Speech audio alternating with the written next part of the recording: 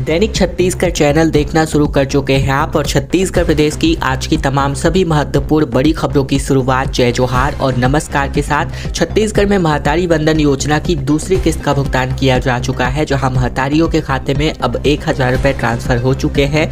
छत्तीसगढ़ के महत्वाकांक्षी महतारी वंदन योजना की दूसरी किस्त की राशि का भुगतान महतारियों के खाते में पहुँचा दिया गया है। इसकी जानकारी प्रदेश के मुख्यमंत्री विष्णुदेव साय ने अपने ट्विटर हैंडल में ट्वीट करके दी है। सीएम ने लिखा है कि मोदी की गारंटी में किए गए वादे को निभाने की दिशा में आगे बढ़ते हुए छत्तीसगढ़ की माताओं एवं बहनों के स्वाभिमान का सम्मान करके आज महतारी वंदन योजना की इस माह की किस्त भी जारी की गई है। बता दें कि देश के प्रधानमंत्री नरेंद्र मोदी ने वर्चुअली माध्यम से जुड़कर 10 मार्च को छत्तीसगढ़ में महतारी वंदन योजना की शुरुआत की थी। महतारी वंदन योजना के अंतर्गत पहली किस्त के रूप में छत्तीसगढ़ के 68,53,000 महिलाओं के खाते में डीबीटी के माध्यम से 636 करोड़ रुपए का भुगतान ऑनलाइन तरीके से किया गया था। वहीं महतारी वंदन योजना के अंतर्गत प्रदेश की महिलाओं को हर महीने 1,000 रुपए डीबीटी के माध्यम से ट्रांसफर किया जाना है।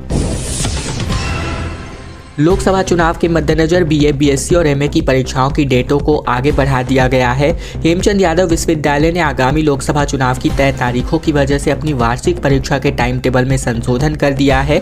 विश्वविद्यालय ने 25 से लेकर 27 अप्रैल के बीच होने वाली सभी परीक्षाओं को आगे की डेट में बढ़ा दिया है।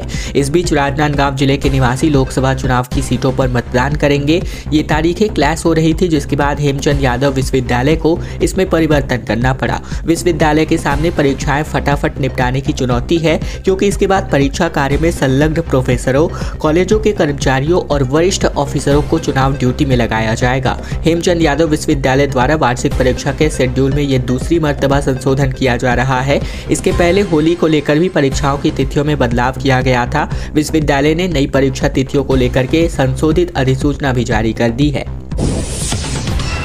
छत्तीसगढ़ के स्वामी आत्मानंद स्कूलों में 10 अप्रैल से आवेदन शुरू होंगे, जहां एक छात्र एक ही स्कूल में अपना आवेदन प्रस्तुत करेगा। लॉटरी निकाल करके एडमिशन की प्रक्रिया को संपन्न कराया जाना है। छत्तीसगढ़ में स्वामी आत्मानंद उत्कृष्ट विद्यालयों में प्रवेश के लिए 10 अप्रैल से आवेदन मिलने शुरू हो जाएंगे। इन्हें 5 मई तक जमा किया जा सकता है और इसके बाद 5 से लेकर 10 मई के बीच प्रवेश के लिए लॉटरी निकाली जाएगी, जिसमें 11 से 15 मई के बीच एडमिशन होने जा रहे हैं। इसी के साथ एक छात्र सिर्फ एक ही स्कूल के लिए अपना आवेदन प्रस्तुत कर सकता है। प्रदेश में अभी 404 अंग्रेजी, 348 हिंदी माध्यम स्वामी आत्मानंद स्कूल संचालित है और सभी स्कूलों में 50-50 सीटें उपलब्ध हैं। पहली कक्षा में प्रवेश के लिए बच्चों की उम्र 5.5 साल से 6.5 साल के बीच होनी चाहिए। वहीं कक्षा पहली में प्रवेश के लिए उम्र की गणना 31 मई 2024 के आधार पर होगी। कक्षा दूसरी से लेकर 12वीं तक अंग्रेजी मीडियम के बच्चों का ही एडमिशन होगा और इसका सत्यापन उनकी टीसी और मार्कशीट के आधार पर किया जाएगा। नए सत्र से इन स्कूलों का संचालन स्कूल शिक्षा विभाग करेगा और अब तक ये स्कूल कलेक्टर की अध्यक्षता वाली समिति की ओर से संचालित किया जा रहा था। चर्चा ये भी है कि प्रदेश में आगामी शिक्षक भर्ती इन स्कूलों में भी हो सकती है। 10 तारीख से सेजिस पोर्टल शुरू हो जाएगा और इसके माध्यम से ही आवेदन किए जा सकते हैं। पहले के अंग्रेजी स्कूलों के बच्चों को भी प्राथमिकता दी जाती थी। वहीं अब संचालनालय की ओर से जारी निर्देश में कहा गया है कि स्वामी आत्मानंद में पहले से चल रहे अंग्रेजी माध्यम के 152 प्राइमरी, 153 मिडिल स्कूलों के विद्यार्थियों को कक्षा 6ठी और 9वीं में प्रवेश के लिए प्राथमिकता दिया जाएगा। महंत के बंगले के बाहर लाठी खाने पहुंचे भाजपाई, जिन्होंने कहा कि पहले हमें मारो। छत्तीसगढ़ के नेता प्रतिपक्ष ने इनसे माफी मांगते हुए कहा कि मैं खेद व्यक्त करता हूं। दरअसल लोकसभा चुनाव के बीच छत्तीसगढ़ में नेता प्रतिपक्ष डॉक्टर चरणदास महंत के बयान के बाद सियासी पारा खूब चढ़ा हुआ है। भाजपा इसके खिलाफ बुधवार को सड़क पर उतर आई, जहां डिप्टी सीएम विजय शर्मा सहित तमाम भाजपाई रायपुर में महंत के बंगले के बाहर प्रदर्शन करने जा पहुंचे। वहीं इसी के साथ ही तमाम भाजपाई सिविल लाइन थाने के बाहर भी नारेबाजी कर एफआईआर दर्ज करने की मांग करते नजर आए। बयान के खिलाफ चुनाव आयोग में भी इसकी शिकायत करी गई, जहां इन्होंने कहा कि मैं हूं मोदी का परिवार, पहले लाठी मुझे मारो। पोस्टर जारी कर दिया गया, जहां हंगामा बढ़ने पर महंत ने अपने बयान पर सफाई दी और उन्होंने कहा कि बयान को तिल का तार बना दिया गया है। प्रधानमंत्री सम्मानित पद है, तिल का तार बनाने की जरूरत नहीं है। मैंने ऐसा कुछ नहीं कहा। लोग पता नहीं क्यों ऐसा बोल रहे हैं। मैं तो कबीरपंथी हूँ, मैं इस तरह की गलत बात नहीं कर सकता। मेरी बातों से बुरा लगता है तो मैं खेद व्यक्त करना चाहता हूं। दरअसल डिप्टी सीएम शर्मा ने यहां पर पोस्टर जारी करके जो बंगले के बाहर अपना प्रदर्शन किया। वहीं महंत का बयान कांग्रेस के खिलाफ अब एक मुहिम निकलता हुआ नजर आ रहा है। बीजापुर मुठभेड़ में 13 माओवादियों के शव बरामद हो चुके हैं। 18 घंटे तक ये एनकाउंटर चला, जिसमें गृह मंत्री ने कहा कि सरकार नक्सलियों से चर्चा के लिए अभी भी तैयार है। छत्तीसगढ़ के बीजापुर में हुई मुठभेड़ में 13 नक्सलियों के शव बरामद हो चुके हैं। मंगलवार देर रात 10 ही शव मिलने की सूचना थी। वहीं बीजापुर एसपी जितेंद्र यादव के मुताबिक तकरीबन 18 घंटे तक चले इस एनकाउंटर में तकरीबन 13 नक्सलियों के शव बरामद किए जा चुके हैं, जिनमें महिला नक्सली भी शामिल है। वहीं मंगलवार सुबह 6 बजे से ये मुठभेड़ रात तकरीबन 11 बजे खत्म हुई।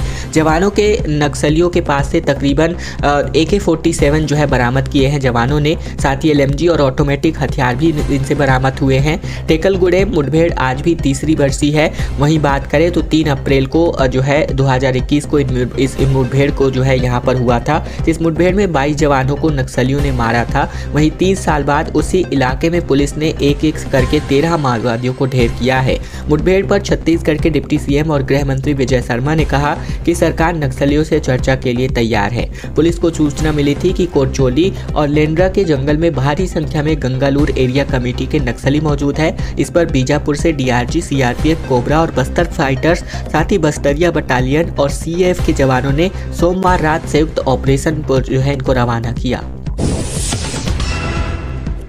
एक माह में 30 लाख लोगों ने अपना ट्रैफिक नियम तोड़ा। जहां बिलासपुर पुलिस ने तकरीबन 1 करोड़ रुपए एक माह के अंदर ही वसूल लिए। SP ने कहा कि अब लगातार चालान घर भेजा जा रहा है। बिलासपुर में ट्रैफिक नियमों का उल्लंघन करने वालों पर कैमरे से चालानी कार्यवाही की जा रही है, जिसके दूसरे चरण में मौके पर ही चालान की रकम को वसूल कर लिया जाता है।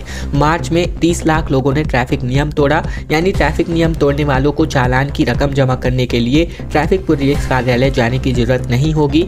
स्मार्ट सिटी के GM यानी ITY श्रीनिवास ने कहा कि मौके पर चालान की रकम वसूल करने के लिए बिलासपुर स्मार्ट सिटी लिमिटेड ने ट्रैफिक पुलिस को 4 POS मशीनें उपलब्ध करा दी हैं। वहीं ट्रैफिक पुलिस के एडिशनल SP नीरज चंद्राकर के मुताबिक वर्तमान में चौक चौराहों पर लगे कैमरों के जरिए रॉन्ग पार्किंग, सिग्नल जंप, तो पहिया वाहन में 3 सवारी चलने, रेड सिग्नल जंप करने का उल्लंघन करने समेत तमाम बिना नंबर वाहन चलाने वाले मामलों पर सीधे चालानी कार्यवाही करके इनके घर भेजा जा रहा है।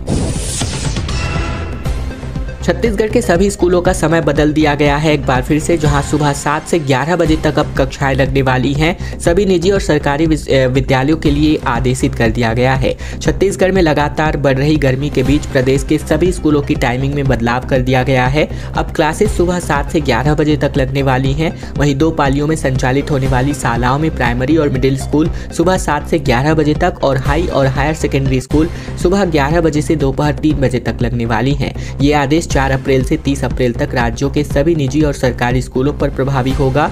वहीं प्रदेश के 3 जिलों में अधिकतम तापमान अब 40 डिग्री के पार पहुंच चुका है। वहीं अगर राजनांदगांव की बात करें तो यहां पारा 42 डिग्री पार कर चुका है, जो कि सामान्य से 7 से 8 डिग्री सेल्सियस ज़्यादा है। रात में गर्मी से राहत मिल रही है, हालांकि कई शहरों का तापमान गिर रहा है।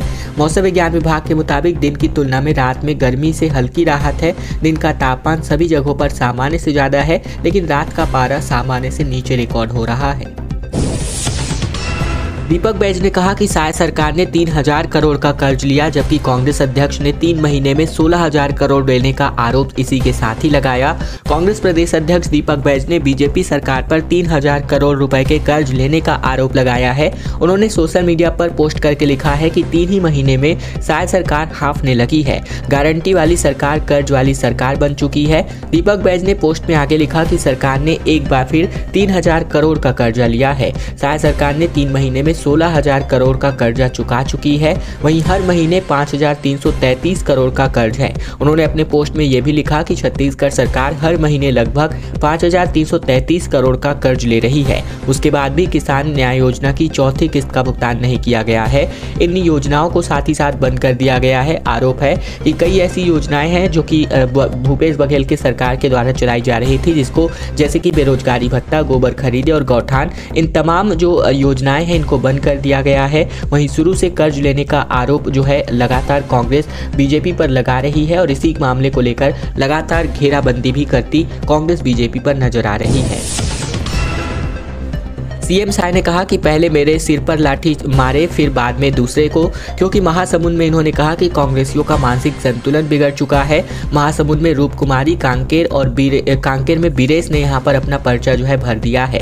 लोकसभा चुनाव के लिए बीते दिन भाजपा और कांग्रेस प्रत्याशियों ने अपना नामांकन दाखिल करने के साथ ही शक्ति प्रदर्शन आयोजित किया, जहां महासमुंद सीट से बीजेपी प्रत्याशी रूप कुमार चौधरी और कांकेर से कांग्रेस प्रत्याशी बीरेश ठाकुर ने अपना पर्चा भरा। और इस दौरान साय ने सभा को संबोधित करते हुए कहा कि कांग्रेसियों का मानसिक संतुलन बिगड़ चुका है, इसीलिए वे अनाप शनाप बोल रहे हैं। साय ने मंगलवार को राजनांदगांव में नेता प्रतिपक्ष चरणदास महंत के दिए गए बयान पर कहा कि प्रधानमंत्री से पहले वे मेरे सिर पर लाठी मारे, क्योंकि मैं भी मोदी परिवार का हिस्सा हूं। इस बार कांग्रेस को छत्तीसगढ़ से पूरी तरह साफ करना है और मोदी जी को तीसरी बार प्रधानमंत्री बनाना है। वहीं दूसरी कांकेर में बैज ने कहा कि बीजेपी के पास जनता के सामने जाने के लिए कोई मुद्दा नहीं है, इसीलिए कभी कांटों से तो कभी नींबू से अपना प्रचार प्रसार कर रहे हैं।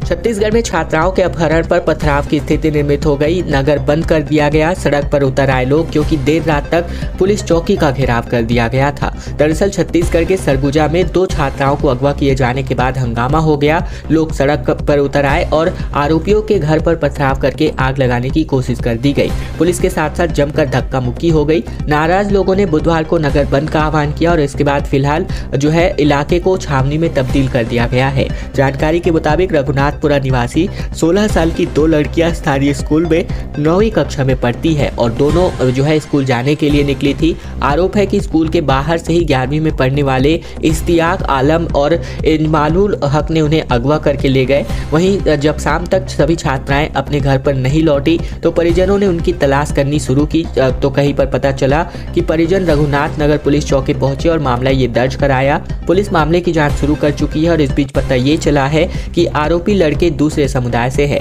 इसका पता चलते ही अब हंगामा पूरी तरीके से हो उठा। बिलासपुर अब डायरिया की जद में आता नजर आ रहा है। 11 एक्टिव मरीज हो चुके हैं। सप्लाई लाइन का वॉल्व भी गंदे पानी में डूब चुका है। पूरी लाइनें नहीं बदली गई हैं, सिर्फ अधूरी साफ सफाई ही हो पाई है। बिलासपुर के बछेरा पारा तिफरा में डायरिया के प्रकोप से 4 लोगों के बीमार होने की खबर जो है आ चुकी है, जिसके बाद से प्रभावित क्षेत्रों में शिविर लगाकर प्रभावितों की जाँच की गई। प्रभारी CMHO डॉक्टर प्रमोद तिवारी के मुताबिक बछेरा पारा में 30 मार्च से दिनांक तक जो है डायरिया के 11 मरीज पाए जा चुके हैं। वहीं इनके बाद स्वस्थ होने की पुष्टि करते हुए आज तक कोई केस नहीं आया है। निगम कमिश्नर अमित कुमार ने प्रभावित क्षेत्रों का जायजा लिया और नाली के अंदर से गुजरी पाइपलाइनों को बदलने को कहा। वहीं स्वास्थ्य विभाग की ओर से शिविर लगाकर मरीजों की जांच की गई है। रायपुर में बीच सड़क पर बस रोकी तो अब चालान कटने जा रहा है, क्योंकि बसों में अब टिकट रेट लिस्ट जो है चस्पा होने जा रहे हैं। सभी बसों में CCTV कैमरे और लगाने के निर्देश ट्रैफिक SP ने जारी कर दिए हैं। रायपुर से निकलने वाली लंबी दूरी की बसों में CCTV कैमरे लगने वाले हैं। उसके लेकर ट्रैफिक SP ने बस मालिकों की बैठक ली है। SP ने बस मालिकों को टिकट के रेट पर बस में चस्पा करने के निर्देश भी जारी कर दिए हैं। इसके अलावा बस ड्राइवर बीच चौराहे पर गाड़ी रोक करके सवारी बैठाता है तो पुलिस ऐसे बसों पर चालानी कार्यवाही करेगी। बैठक में रायपुर SP ओम प्रकाश शर्मा, DSP गुरजीत सिंह के अलावा शहर के कई बस ट्रैवल कंपनी के मालिक जो है सम्मिलित हुए थे और इसके अलावा बैठक में बड़ी संख्या में ड्राइवर और कंडक्टर भी मौजूद रहे। विकास उपाध्याय ने बीजेपी के 10 साल में रेलवे की बदहाल स्थिति को लेकर के अपना विरोध प्रदर्शन जो है किया। दरअसल रायपुर लोकसभा से कांग्रेस प्रत्याशी विकास उपाध्याय ने बीते दिन जो है रेलवे के 10 सालों में रेलवे के हालात और अव्यवस्था को लेकर अपना विरोध जताया, जहां उन्होंने कहा कि रायपुर रेलवे स्टेशन के बाहर महात्मा गांधी की फोटो लेकर अपना मौन प्रदर्शन जारी रखा। विकास उपाध्याय का कहना है कि भारतीय रेलवे देश और प्रदेश की आम जनता को सहूलियत देने वाला सफर तय कराता है, लेकिन जब से भाजपा सरकार केंद्र में आई है तब से देश में रेलवे की बदहाली आगे बढ़ती जा रही है। रेलवे में रिक्त पड़े हजारों पदों पर भर्ती कर निजीकरण बंद करने को लेकर के बेरोजगारों के साथ अन्याय पर इन्होंने बातचीत की। साथ ही स्लीपर क्लास में बोगी कम करके AC क्लास बढ़ाया जा रहा है, जिसको लेकर इन्होंने अपना विरोध जताया। होली, दीपावली, रक्षाबंधन, छठ समेत सभी त्योहारों में रिजर्वेशन टिकट की कैंसिल कर दिए जाए, ट्रेन जो है कैंसिल कर दी जाती है। इन तमाम बातों को लेकर इन्होंने अपना विरोध जताया। साथ ही अडानी की कोयला भरी मालगाड़ी को बिना रोके चलाया जाता है। यात्री गाड़ी को जगह जगह रोककर ट्रेनों को लेट किया जाता है जानबूझकर। ये तमाम बातों को लेकर के ये अपना विरोध प्रदर्शन रायपुर रेलवे स्टेशन के बाहर करते नजर आ रहे हैं। छत्तीसगढ़ पुलिस की कार्यवाही में 16 से 31 मार्च के बीच 28 करोड़ रुपए से भी ज्यादा की नकदी और सामान जब्त हुए हैं और अभी भी जांच अभियान जारी है। लोकसभा चुनाव के मद्देनजर पुलिस की ओर से लगातार चेकिंग अभियान चलाया जा रहा है। साथ ही पुलिस सरप्राइज चेकिंग भी कर रही है। इस दौरान पुलिस बड़ी मात्रा में अवैध सोने और चांदी की जेवरात, नकदी रकम और अवैध शराब की जब्ती कर रही है। पुलिस ने 8 करोड़ 12 लाख रुपए नकद रकम भी जब्त किए हैं। मुख्य निर्वाचन पदाधिकारी कार्यालय से प्राप्त जानकारी के मुताबिक प्रवर्तन एजेंसियों यानी एनफोर्समेंट एजेंसीज की ओर से निगरानी के दौरान बीते 31 मार्च से लेकर तक बात करें तो 22,775 लीटर अवैध शराब, जिसकी कीमत तकरीबन 52 लाख रुपए है। साथ ही 1 करोड़ 52 लाख रुपए कीमत के 827 किलो अन्य नशीली वस्तुएं जब्त की गई हैं। वहीं अब तक बात करें तो 23 किलोग्राम कीमती आभूषण और रत्न जब्त कर लिए गए हैं 94 लाख रुपए कीमत के। साथ ही बात करें तो अभी तक 28 करोड़ रुपए से भी ज्यादा के नकदी और सामानों की जब्ती की जा चुकी है। आईपीएल के महासमर सीजन में छत्तीसगढ़ में रोज 70 करोड़ का सट्टा लग रहा है और सामने मास्टरमाइंड का नाम भी आता दिखाई दे रहा है। ऑनलाइन सट्टा महादेव ऐप मामले में अब तक शिकंजा नहीं कसा जा सका है। भिलाई दुर्ग के सटोरियों के अनुसार आईपीएल में छत्तीसगढ़ से ही रोजाना तकरीबन 70 करोड़ रुपए से भी ज्यादा का दाम लगाया जा रहा है। सबसे चौंकाने वाली बात यह है कि महादेव ऐप के डायरेक्टर सौरभ चंद्राकर और रवि उप्पल को अब तक भारत नहीं लाया जा सका है। इधर आईपीएल के महासमर में महादेव ऐप के ऑपरेटर भय मुक्त होकर के हर मैच पर दांव लगा रहे हैं। भिलाई कैंप मदर टेरेसा नगर निवासी महादेव ऐप का डायरेक्टर सौरभ चंद्राकर और उसका पार्टनर डायरेक्टर रवि उप्पल इस समय दुबई में बैठा हुआ है और वहीं से ऑनलाइन सट्टा महादेव ऐप को ऑपरेट कर रहा है। भारत में उसके गुर्गे ऑनलाइन सट्टा की आईडी बेखौफ बांट रहे हैं।